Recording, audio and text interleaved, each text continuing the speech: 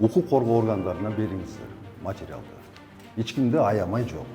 Сыртта бар бул жакта. Эмне сыртта кана безопасность? Эч нерсени билбейм, мунуки. Бул эмне же жомокто айтып атасызар? Жок. Бактырыңыз. Полностью комиссияны түзүңүз, күнөөлүүлөрдү наказать. Жолдош төрага, Алабука райондук сотунда абал тынч.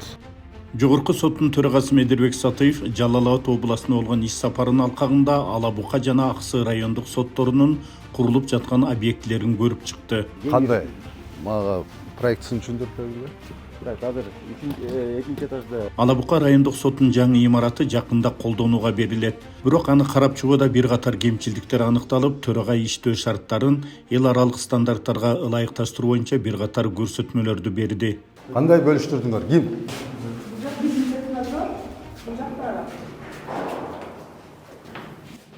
Бияктын төрагасы кайякта Алабуканын? Билбейсиңерсиздер? Көрсөтпөйсүзбү төрага катары кана? Бу жерде ушу сотко ылайыктуу шарттардын баардыгы каралганбы? Бардыгы бар. Бир эле суроо. Международный стандартка туура келеби баардыгы? ИВС каерде түшкөн жерде? так ИВС подвалда Канча камера? Бөлүнгөн эмеспи камера? эми бөлүнөт. Площадь канча? Канчага бир камерагабы же канча камера кылса болот? Бир камера, эки камерага бөлөбүз. Эмнеге эки камера? Почему эки камера? Международный стандарт боюнча кандай болуш керек? ИВС'imiz. Канчага бөлүнүш керек билесизби?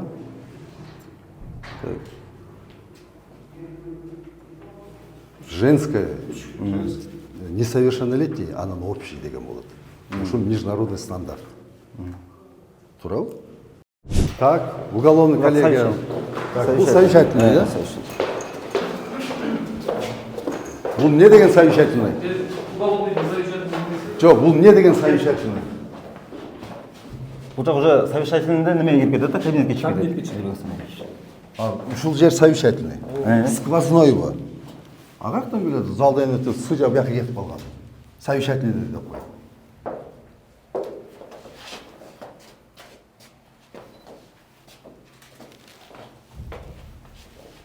Так, бул совещательный. Бул чоң залыңарбы? Чоң залбы? Чоң зал. Канча адам батат?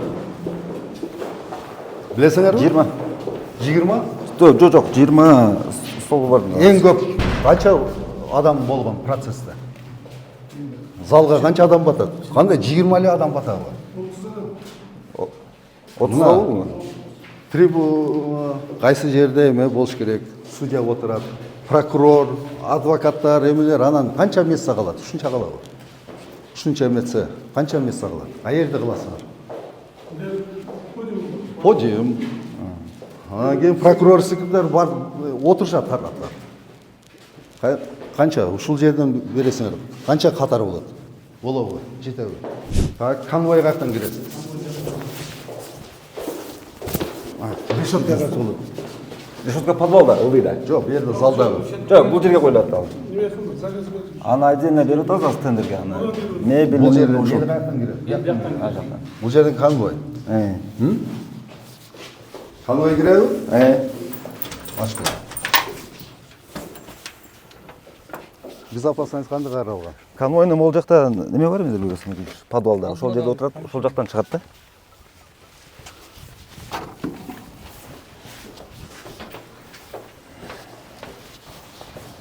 Так. Бул гражданский, бул жак совещательный.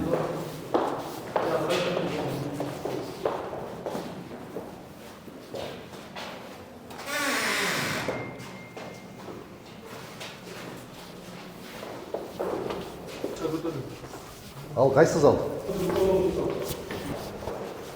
Бул жак приемный. Бул жак төраганын кабинети.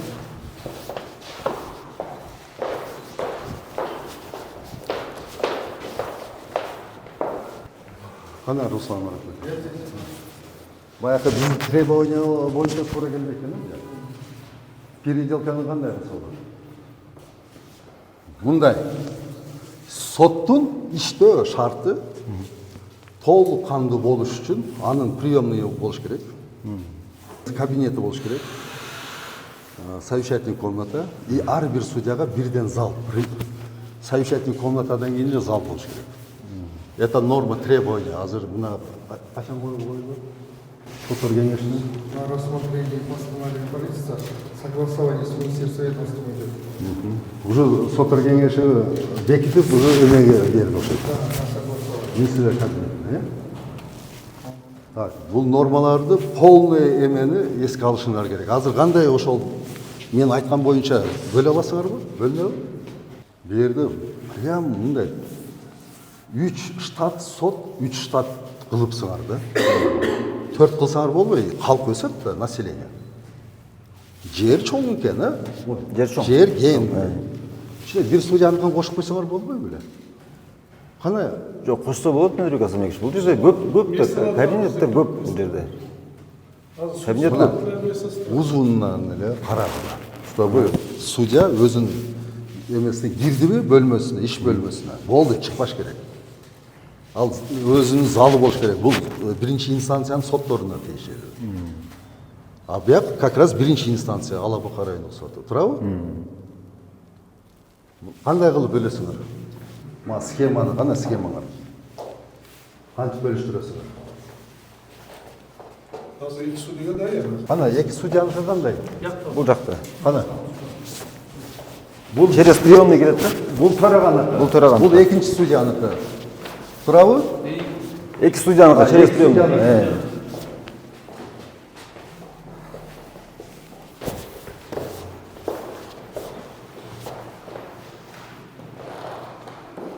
Вот. Бу жерде Уну жерде бөлүшүңөр керек экен. Зал кылып, совещательный комната, кабинети, анан приемный кылыш керек. Бер судьяға. Бир судьянын шарты ошондо түзүлөт. Мынандай, мына ушундай түз болуш керек. Зал, совещательный, кабинети, приемный.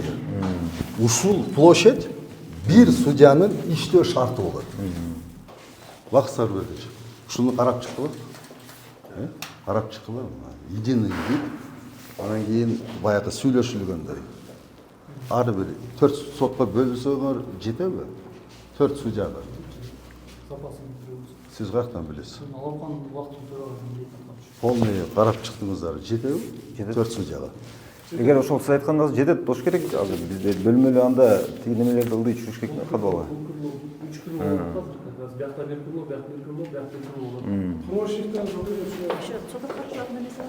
Да. Мына ушундай бул жерге бир приемный ачып кылып беришиңер керек да, ушундай, например. Бир мына судьянын эмеси бу жерге приемный жетпей атат да.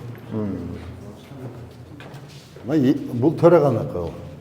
Төрагага дагы бир залды привязка кылгыла. Бул жерде да болмок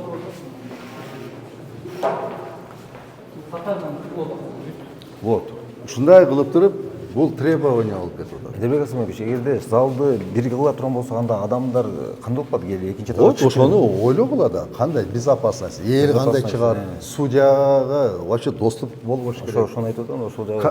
Арестанттар конвой каяктан чыгат. Алардын 3 входдору бөлөк-бөлөк болуш керек да.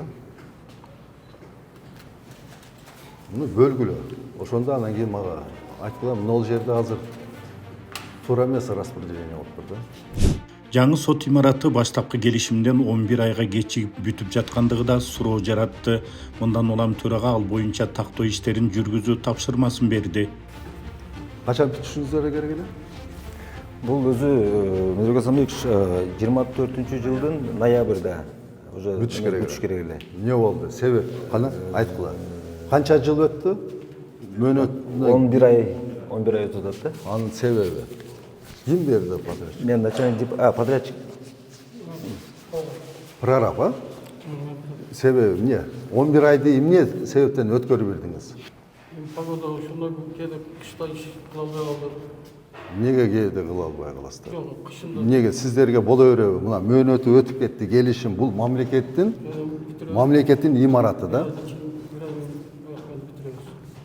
А 11 ай деген бул билесизби? Бул 1 жыл деген сөз. Эмне мынчалык мөөнөттү ким жооп берет? Бардыгын себебин тактаңыздар. эгерде негизсиз эле жөнү чозуп эметсе, укук коргоо органдарына бериңиздер материалды. Эч кимди аямай жок. Бул мамлекеттик имарат. Сапаттарын көрүңүздөр, караңыздар. Сүйлөштүкпү? Мындай болбойт. Мен ачык эле айтып коеюн. Подвалды көрөйлү, каяктан түшөбүз. Буяктан лестницадан түшүрө совещательныйга кандай? Бул судья үчүн эле? Только судьялар. Только судья бу бияк? Только судья келет. Экинчи уголовный.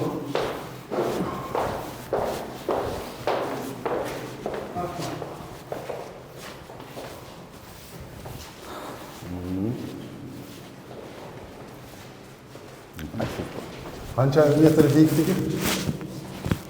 3-5. 3-5 бе? Анда жакшы бияк. Бул адвокат, прокурор, медиатор, кабинет бөлүнүп. Канча кабинет бар ушундай? Ачкы Бул жак. бул медиатор, прокурор, адвокат дагы кана. Бул жак. Временное содержание. Кантип содержание? Конвой каякта болот, кана. Конвой каякта болот? Ким бөлбөк? Жок, хорошо. Бардыгын бир киргизеби? Кандай кылат? Бир эшик экен. Кандай бөлөсүңөр? Ширинасы 120. Мындай капталдап бөлөсүңөр. Бияктан кириппи? Бул не деген неудобный истер? Конвой каякта отурат? Коридорда? Nerede место бар мына? Туура эмес. Ошо туура эмес да. Кана эме ким менен кеңештиңер? Муну. Өзү кандай болуш керек? Кандай сот департаментинин башчысы? Кандай болуш керек? Ким менен кеңештиңер? Кандай болуш керек? ИВС. Это временное содержание. Кандай болуш керек мына? Ушу талапка ылайыктуубу? Ну, отрекке алысыраак болсун деп мына бурчат. Муну ким мындай пландарды чийип түзүп берген? Ыңгайсыз пландар го мынау. Мына любой эле конвойдун кызматкерин мына эмеден РОВДдон алып келип эле эметели көрсөтөйлү. Мынау болобу болбойбу деп. Бул жага өзгөртүш керек экен, Бул мындай да нолдон сот үчүн салынган туурабы? Анан сот үчүн туура бербейсиңер. Каяк туалети каякта булар? Былтыр арестанттар каяка барат туалетке? Айтыңыз. Ким менен эл менен аралашып, баягы биринчи этажгабы? Эл менен аралашыппы? Сыртта бар бул жакта. Неге сыртта кана безопасность? Где международный стандарттар? Кана требованиялар? Талаптары кана? Төрага Медирбек Сатыев имараттын сырт жагындагы жагдай менен да таанышты. Мында элге деген даараткананы кайрадан оңдоо тапшырмасын берди. Ал эми кышка даярдалган көмүр боюнча маселеде түшүнбөстүктөр бар экени аныкталды. Şu eskilikten kaçan getesin. Ana ısık su, mutfak su, darakhanası gana. Bu ne degeni? Жаңы имарат салынып атат. Азыр кайсы кылым өзү? Эч нерсени билбейм, мунунки. Современный туалет болуш керек. Макулбу? Мына болбойт му? Кандай распределение кылдыңар?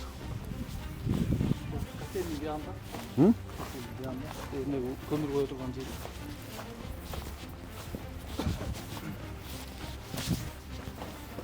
Кеткен бойынша запасымен сразу. Моторларды келіп, авария болып тұрған болса. Текшерип уже жаңысы барды жакшы. Канча квадратты көтөрөт? Канча унуку? 2500 квадрат. Я, өзү канчалык? Мына эки экен, да? Тен. Запас проводим. Бір запас. Оны ыстық көрдік, оны айландырып ыстық. Пробный жарып көрдік та все. Кандай экен? Жакшы деди. Так, бүгүн кайсы күн? Четверг. Көмүр кайсы убакытка чейин бүтүш керек? Ал бүттү уже, тендер өтүп уже ташып Кандай атышат. көмүр? Жок, ал жакта бар жаңы немеде. Биякта эмне алып Алып келбедиңби? келет. Качан? Ташып уже немени Аякта мына контракт. эски имаратында базы көмүр. Ошол жака түшүрүп. Жок. Ал жакта мурунку былтыркыдан ашкан көмүр бар экен. А так уже алыскы немелер уже башталган. тогузторо неме уже өткөрүп уже таштап атышат азыр. Кышкыга качан бүтүшүңөр керек? Зимний периодто. Жок, бүттү уже, контракт түзүлгөн, Бүттүбү? бүткөн. Аз ташып башташты да уже. Калориясы канча мен түзүңүз? 7000. Гигакалория. 7000 окшойт. Ал кокс болот. 7000. Самый высший ошол экен. Ал мындай мынау печкаларды эритип салат 7000. Нервесович мен келип ошого 4,5 жогору. 4,5 миңден жогору гигакалорияны алышыңар керек. Силер 7 бул кокс да. Кокс деген билесиңерби? Ал производственныйга эметет, ал эритип берет мыналарга. Бул эмне же жомокто айтып атасыңарбы? Жок, сураганда мен ошо Неге 7 коксту? Бул туура келбейт да ал. 7000 гигакалорий деген туура эмес да ал. 7000 деди баягы. Ал туура эмес алыпсыңар анда көмүрдү. Эгерде ошондой алган болсоңор. Бул жерде 10 жылдан бери ошол подрядчик ташыйт экен да, бул жерде. Жаңы автобус боюнча. Жок, андай таш. Анан проблема жок дейт. Бул эмелерди печканын өзүнүн гигакалориясы менен жагышыңар керек. Азыр 7000 демесеңер эритип жаңы системаны өлтүрөсүңөр да. Вот текшериңиз. Канча гигакалория? Жөн эле мындай ойдо келгенде эле айтып койбостон. Так, арты эмне болот? Кана. Төрага тарабынан жаңы салынып бүтүп калган сот имаратындагы жашылдандыруу иштерин жана элге карата шарттарды жакшыртуу талабы да айтылды. Зданияны айланма жол. Тегерете жол. Тегерет айланма жол. Озеленение какта? Мне озеленение болобу. Бир эле дорожка болот. Мне дорожка болобу. Анан бияк озеленение. Не деген озеленение? Бер жолуңар болуп атпайбы? Мына круговой. Озелененияга жерде эле калтырып атсыңар. Жок экен да. Озеленение кайсы четин? Анын баардыгын брусчатка кылып атсаңар. Жок, озеленение жок ал деди. Ал жерге немени кылабыз? Ошол скамейка коебуз. 1,5 метр. 1,5 метрдей бар ошо. Ошо озеленение жаныбы коебуз да. Тегерете бүт арча терек тиккиле, аккуратно здание, арча, карагай, аны елкалар, гүлдөр болсун ал жерде. Элге бүт отура турган шарт, үстү жабык, кышында отура турган бүт эмне ол жерде жашына шарттарды түзгүн. Терезелерди эмне майда кылып койгонсуңар? Я. Мындай чоң терезелер жакшыбы же майда-майдалары айтыңызчы? Жок, неге майда? Неге майда? Мына чоң эмесе болбойбу эле? Я. Ушунча тумба көтөрүпсүңөр, мягынан бир эме узартып койбойсуңарбы үстүн? Алабука райондук мамлекеттик администрациясы жаңы сот имаратын куруу үчүн 50 соттук жер тилкесин бөлүп берген. Бирок иш жүзүндө анын жарымы түздөн түз курулушка пайдаланылып, калган бөлүгү кашаа сыртында калган. Бул боюнча суроодо ишенимдүү жооп болгон жок. Госакт боюнча канча? Мага ушунтип айтылгы. 50 сотик. 50 сотик. Ана, мына азыр канча 50 сотукта Жок, турабыз? бул 25 да турат азыр. Жарымын ошол немеге чейин. Эмне ал жак, эмне биякта тосуп койдуңар? Почему? Мунун расходун ким эме кылат, төлөйт? Бул жарымы болсо, нар жактан бери эмеш керек да, туурабы? Ушунча жерге ушундай мына кысып түшүрүпсүңөр да ушундай. Жерди айып кылып. Муну эмне тостуңар анда ограждение? Мен түшүнөм бул капталда. Муну жак наркыга башына чейин да? Ошо башка жер.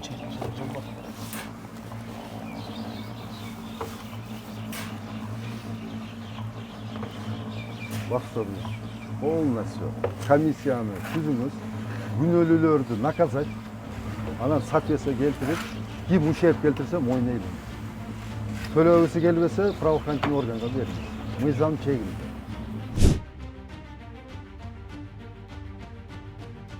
Андан соң төрага Медирбек Сатыев Аксы райондук сотунун имаратын курууга бөлүнгөн жер тилкесин көрдү. Мында долбоордо азыркы талаптарга ылайык кайра түзүп чыгуу тапшырмасын берди.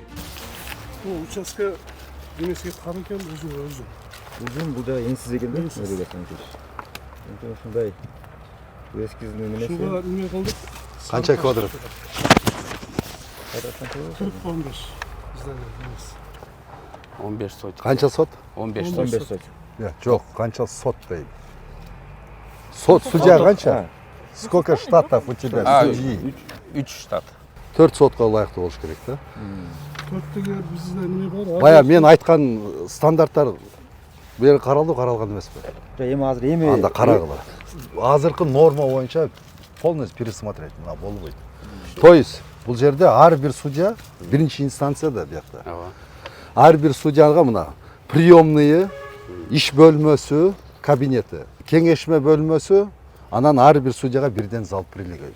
Ар бир судьяга ушул узундан ушул бир судьянын иштөө шарт. Төрагадан баштап ар бириңер бирден зал. Негизги багытка эмне үчүн бул кирип атат? Мөөнөтү бузулуп канча иш каралып атат. Канча эмен сурасаң биз бири-бирибизди күтүп, зал күтүп атабыз деген. Ооба. Туурабы? Ошондой бизде бар да бул нерсе. Вот ошон үчүн ушундай нерсе болбош үчүн ар бир судьяга бирден зал. Убагында кара, убагында эмес керек булар ар бири. Ошондой түзүш керек. 15 сотик. 15 сотық кайсы жергече, тиги жерге чейин эле. Мына парк мына жақта решетке бар. Мына трансформаторды алабыз мына жаққа. Так. Машина өтүп атат го, ошол жерден бери көздөй келет, ушу жерге чейин. А бул жерде эни каякка чейин. Эни могу жолдон бул Карагайдан бул жагы эсептелет. Бул жерге жол түшөт да, ошондо жол экен бул жер. Бул жер жол болот, ошол Карагайдан ары жагы кетет. Эме парктын территориясына чейин. Бул жол болот экен. Ооба. Зданияларды бир эме жердин участкасына эле эме чыккан, озеленение деген жок болуп калат экен да. ошол энсиз болуп калып атат. Эмне кылса болот кандай? Башка жер жок дейт. Жок, мына жолду обязательно керек бекен бул жол. Архитектура менен сүйлөшсөк, жол обязательно керек деди. Жок, башка жерден чыгарса болбойбу? Бул уже эмеге кирген, бул жерди да асфальттеп беребиз деп мэрия ушундай кылды. Аны да сүйлөшүп көрөлү биз. Жолду кантип эме кылсак болот. Сот имараты курула турган жер тилкеси ал жайга жанаша түптөлчү жолдон улам аянты дагы кичирейип кетүү маселеси жаралган. Ошондуктан төрага бул жагдайды жергиликтүү бийлик өкүлдөрү менен карап чыгып, заманбап талаптарга ылайыкташтыруу менен сот имаратын тез арада куруу көрсөтмөсүн берди. Же болбойбу? Болот. Сүйлөшүп көрөлү. Биз мэрия менен, мэр менен сүйлөшүп көрөлү. Анан эми азыр силердин эмеңерден эле көргөндө только здание чөт экен, кана озеленение. Эл кайсы жерге отурат? Полный проект менен азыркы талапка ылайыктуу ошонун баарын эске алып, могул жерде уже башташ керек, бакса керек. Бул жерде президенттин иш башкармалыгына сразу бергиле. Акылбы? Сразу иш башкармалыгы эметсин да, сразу куруп баштасын да. Смета бардыгы бүтсүн. Хорошо? Жарайт. Биздин төрага Ала Букар райондук сотуна барып, имаратын толугу менен көрүп, карап чыгып, жетишпегендиктерди көрсөттү. Жаңы стандартка толук ылайык келбей калгандыктан, ошол кээ бир жерлерин оңдоп түзөө иштерин, кошумча иштерин дагы оңдоп түзөө, международный стандарттарга ылайык келиш керек деп, ошол жерлерди подрядчиктерге көрсөтүп, анан убакыттын мөөнөттөрүн коюп айта кетти. Абдан пайдалуу болду, келген жакшы болду. Бул жерде дагы ошол эле талаптар коюлуп, ар бир судьянын биринчи өзүнүн ар бир судьянын залы болуш керек, андан кийин судьянын приемный болуш керек, андан кийин судьянын өзүнүн кеңешке бөлмөсү, эс алуу бөлмөсү чогуу болуш керек деп. Судьяларга биринчиден ыңгайлуу болот. Экинчиден судьялар зал жетишпестен күтүп отурбайт, процесстери баары срыв болбойт. Эң негизги өз мөөнөтүндө иштер каралып, убагында. Кыскасы элге ыңгайлуу болот да, өз мөөнөтүндө судьялар чечимдерди караса. Жана судьяларга иштегенге дагы ыңгайлуу болот. Ошондой өзүнүн ар бир судьянын өзүнүн сот залы болсо, анткени бири-бирин күтүп отурушпайт. Жакшы болду келгенине. Ошо жана эл аралык стандарттар жөнүндө дагы кайра айтты. Конвойнуулар боюнча аялдарга өзүнчө, балдарга өзүнчө, эркек балдарга өзүнчө болуш керек деп. Анан бала комнаталарын көрдү, секретный комнаталарын көрдү. Баарын карап чыгып, жетишпегендиктерди азыр толуктап койгула, иштер бүтө электе деп. Бул жакта болсо иштер баштала элек, бирок ошол азыркы жасалган проекттерди ошолорду эле азыр эле өзгөртүп койгула деп, бул жакта алдын ала болду, ошол жагы эң сонун болду.